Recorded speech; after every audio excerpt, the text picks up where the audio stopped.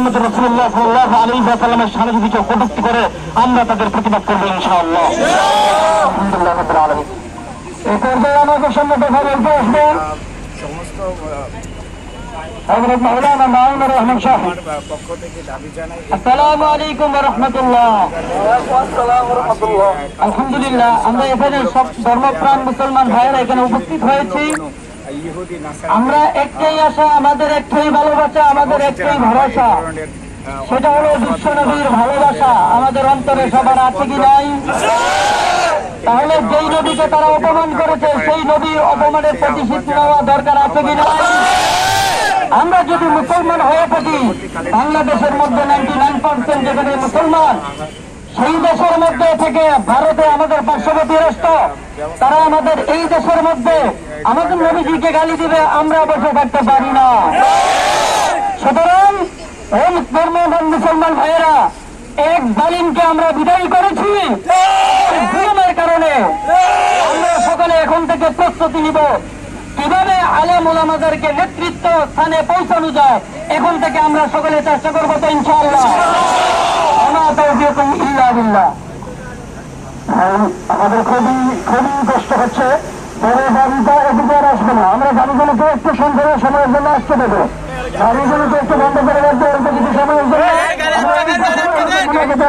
চেষ্টা করে দেবো।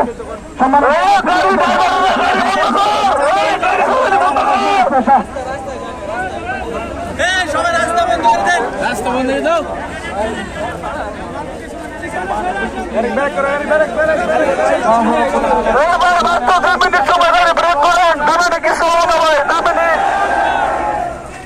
উপস্থিতি আমাদের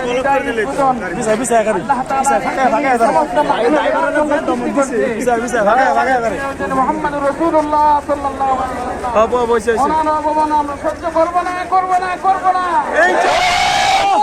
আমাদের দেশ থেকে তারা সারা পৃথিবী থেকে তারা ইনশাআল্লাহ। সম্মানিত উপস্থিতি, এ পর্যায়ে আমাদের সামনে কথা বলবেন হযরত মাওলানা মাজহারুল ইসলাম সিদ্দিকী সাহেব।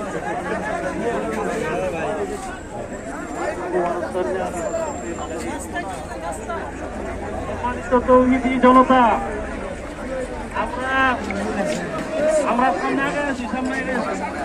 রাস্তা বন্ধ করে দেয়, রাস্তা বন্ধ করে দেয়। লম্বা কথা বলার সময় নাই। আমরা এর আগে একটা বিক্ষোভ কর্মসূচি করেছিলাম। রুমুর শর্মা আমার নবীকে ব্যঙ্গচিত্র করেছিল, ঠিক কিনা বলে? আবারও ভারতের আমার নবীর বিরুদ্ধে কথা বলেছে।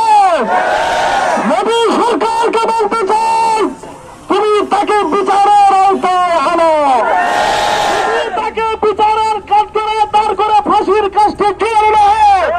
বাংলাদেশের সীমান্তের তারা ভেঙে মোদী সরকারের গতিতে আমরা আগুন দিতে বাধ্য হয়েছি।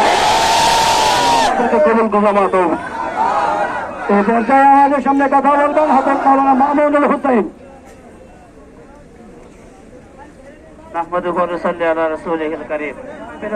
জনতা, আমরা জানি যে আমরা কেন এখানে একত্রিত হয়েছি। শুধু জিজ্ঞাসা করতে চাই আমাদের নবীকে ভালোবাসে কিনা? এই নবীকে গালি দিয়েছে কি আমাদের দেশের লোক না বাহিরের দেশের লোক?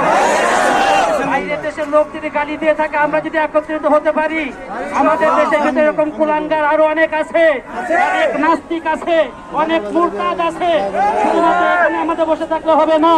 এই নাস্তিক মুরতাদরাও যখন নাকি নবীর বিরুদ্ধে কথা বলবে, আমরা সচ্চার কণ্ঠায় এইভাবে আমরা প্রতিরোধ গড়ে তুলবো ইনশাআল্লাহ।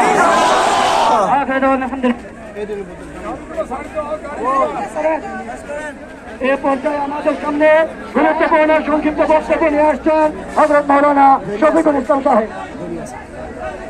আসসালামু আলাইকুম ওয়া রাহমাতুল্লাহ।